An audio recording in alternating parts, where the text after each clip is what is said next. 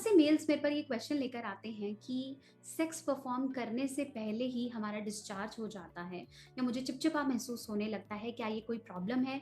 क्या इसके लिए मुझे दवाई लेने की ज़रूरत है या फिर डॉक्टर के पास जाऊँ? क्या मैं सेक्स परफॉर्म नहीं कर पाऊँगा? इन सभी क्वेश्चंस को लेकर आज मैं ये वीडियो बना रही हूँ। सबसे पहले इस चैनल को सब्सक्राइब करना नहीं भूलेंगे ताकि सारी वीडियोज़ आप तक सबसे पहले पहुँच सकें। साथ-साथ इस वीडियो को लाइक करें और ज़्यादा से ज़्यादा लोगों तक पहुँचाएँ। चलिए हम बात कर रहे थे उन प्रॉब्लम्स के बारे में जो लोग बताने के लिए झिझकते हैं और ये प्रॉब्लम्स के साथ आते हैं कि सेक्स करने से पहले ही मुझे डिस्चार्ज हो जाता है, कुछ चिपचिपा पतला सा पानी निकलता है। क्या ये प्रॉब्लम है? कई लोग इसको रिलेट करते हैं कि ये वीर्य है, ये आपका सीमेन है, या आपके स्पर्म्स रिलीज हो गए। हाँ, अब आप सेक्स कैसे परफॉर्म करेंगे? अब तो आपको प्रीमेच्योर इजैकुलेशन हो गया है। पहले समझिए कि ये जो चिपचिपा पतला पानी निकलता है, अगर इसकी क्वांटिटी कम है, जब फोरप्ले के दौरान निकल रहा है या टच करने के दौरान निकल रहा है, किसी फीमेल से कभी-कभार आप लग भी जाते हैं तो भी अगर ऐसा होता है या कुछ देख लिया तो ऐसा हो रहा है, तो ये वीर्य नहीं है, इसे हम प्री-कम कहते हैं मेडिकल लैंग्वेज में। ये यूजुअली सेक्स परफॉर्म करने से पहले आता है ताकि जिसे हम बोलते हैं ल्यूब्रिकेशन हो पाए। ये नेचुरल प्रोसेस है जिससे ल्यूब्रिकेशन हो जाता है ताकि इंटरकोर्स करने के दौरान, योनि में प्रवेश करने के दौरान कोई दिक्कत ना हो। तो फिर इसे हम प्रीकम कहेंगे। इसको आप रिलेट मत करें कि हाय मुझे तो वीकनेस आ गई, मेरा तो पहले ही डिस्चार्ज हो गया, अब क्या होगा और मैं परफॉर्म ही नहीं कर पाऊंगा। तो ऐसा नहीं है, इट्स एब्सोल्युटली ओके। अगर आपको एक बार चिपचिपा पानी आ रहा है, 2 बार आ रहा है और आप सेक्स परफॉर्म कर रहे हैं, इसमें कोई प्रॉब्लम नहीं है, घबराइए नहीं, एंशियस नहीं हुए। अगर अब मैं बात करूं प्रीमेच्योर इजैकुलेशन की, इस पे एक सेपरेट वीडियो जरूर है, हम बिल्कुल अभी पब्लिश करेंगे, आप उसे ध्यान से देखिएगा।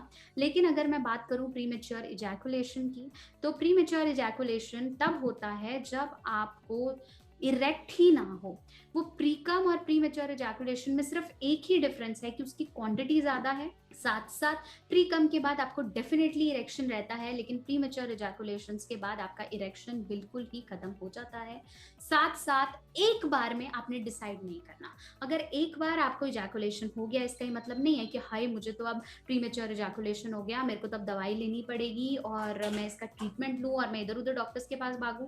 कम से कम अगर प्रीमेच्योर इजैकुलेशन आपको 6 महीने तक रेगुलर रहता है, तभी हम इसको मेडिकल प्रीमेच्योर इजैकुलेशन मानते हैं और इसके लिए मेडिकल दवाइयाँ अवेलेबल हैं और ये कंप्लीटली ट्रीटेबल प्रॉब्लम है।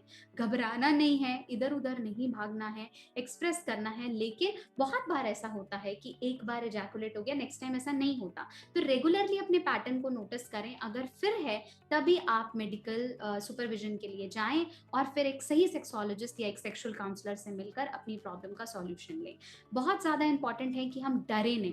बहुत से मेल्स बिल्कुल ज़रा सा भी डिस्चार्ज होते ही घबराने लग जाते हैं और उन्हें लगता है कि अब नहीं होगा, जो कि एक सेक्सुअल ड्राइव है कि अगर आप बहुत ज़्यादा ये सोचने लगे कि अब नहीं होगा तो आपके माइंड वो इरेक्शन को बंद कर देगा और जैसे ही आप इरेक्शन को बंद कर देगा आपको लगेगा नहीं यार अब तो हो ही नहीं पा रहा है। तो आपको अपने माइंड को ट्रेन रखना है और इस चिपचिपे पानी या जो स्टार्टिंग में आ रहा है इससे घबराना नहीं है।